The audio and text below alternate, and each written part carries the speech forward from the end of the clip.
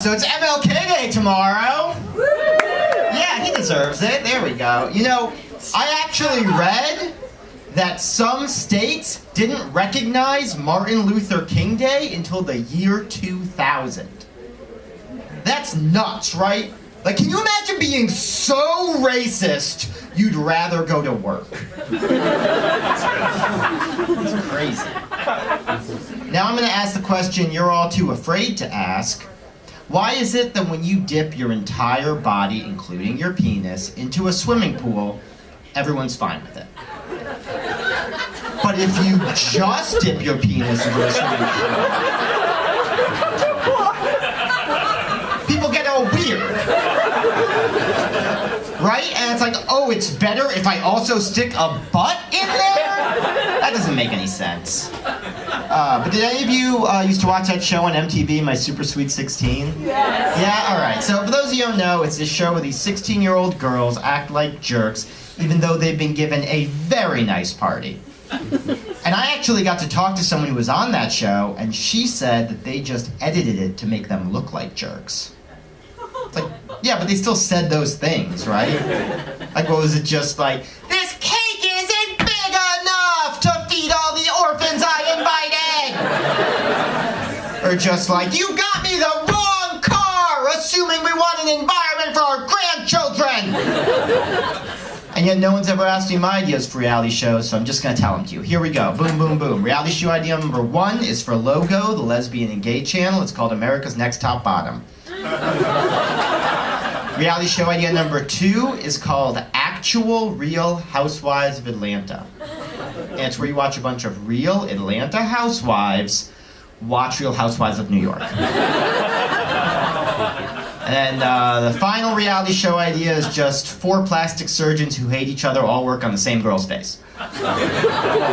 It is cutting satire. Cutting... Oh. Can I do an impression for you?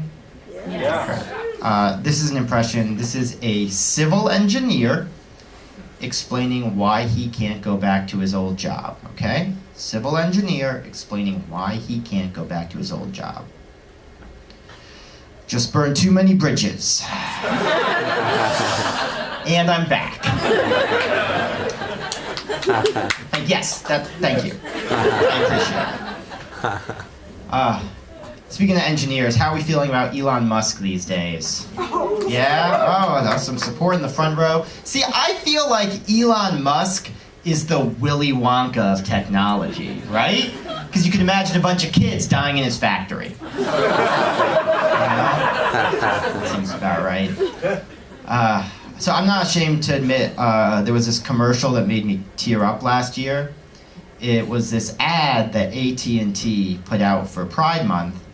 And it was these queer teens coming out to their parents on speakerphone, and they like call their parents like, Mom, Dad, I'm gay. And their parents were like, that's okay, we love you no matter what, don't worry. And then it said AT&T for the calls that matter.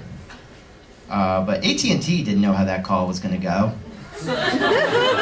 What if the parent was just like, I'm gonna have to call you back on Verizon, the network for bigots. Can you hear me now? You're going to hell! I don't shop at Hollister anymore because the last time I was in there, I saw a lifeguard not on duty sign, and frankly, I felt unsafe. It's not okay. I think the internet has accomplished its purpose because I saw a video clip of Alfred Molina dressed up as Dr. Octopus in between takes of the original Spider-Man 2 practicing for his upcoming role in Fiddler on the Roof on Broadway by singing If I Was a Rich Man while assistants made the tentacle snap. And I cannot tell you what I would give to show up to Fiddler on the Roof on Broadway and have the announcer come on and say, we apologize, but the role of Tevye, normally played by Alfred Molina, will instead be played by Alfred Molina with giant killer robot arms. I think a lot of you don't get how awesome this is. He could hold so many fiddles.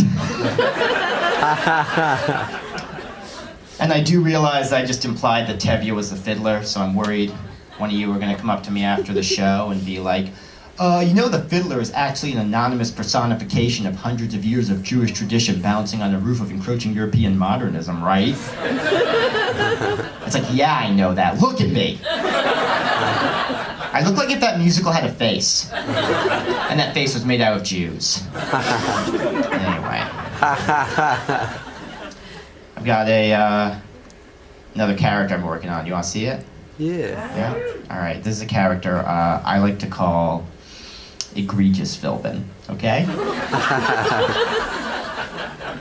This is Egregious Philbin. Okay.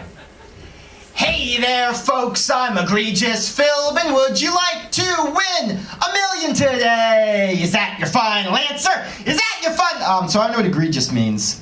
I'm realizing that might have been relevant. But, what are you gonna do?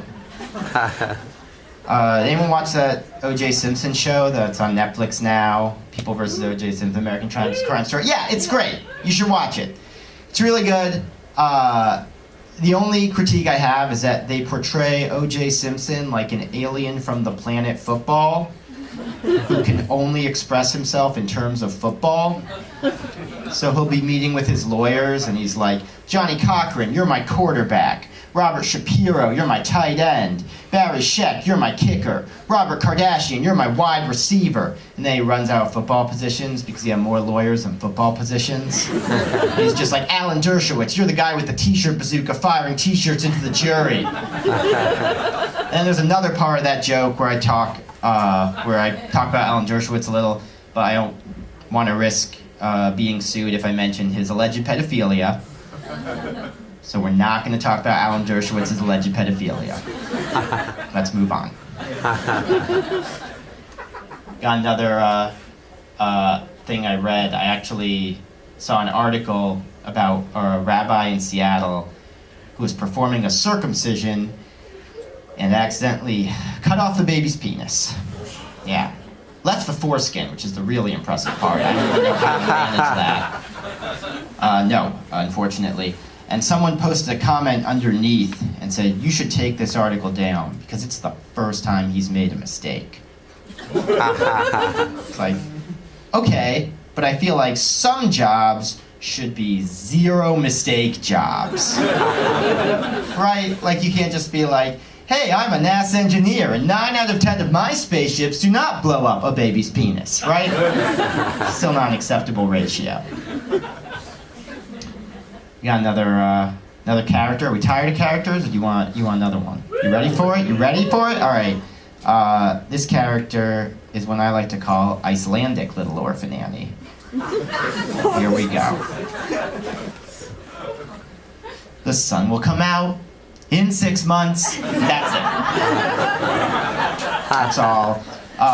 It's really short, just like how Icelandic Little Orphan Annie is short, because her government just takes care of her, and she doesn't need to get adopted by a weird billionaire. Yeah. As long as we're being political, I'll say one more political thing, which is I don't agree with almost any part of American foreign policy, except I really love those videos where soldiers come home to surprise their dogs. So I had a great idea. Why don't we just put those soldiers up in a hotel for a year and tell the dog they were in Afghanistan, right? The dog doesn't know what Afghanistan smells like. Before I go, and you've been wonderful, I'll leave you with another observation, which is I've noticed that in every group of friends, there's that one friend who everyone else in the group secretly hates. And if you're looking around and you're like, well, wait a second, my friend group doesn't have someone like that, well, buddy, I got some news for you. Because it turns out that you guys are the exception. That's great! You probably have so much fun. Enjoy the rest of the show. I'm Andrew Tavin. Yeah.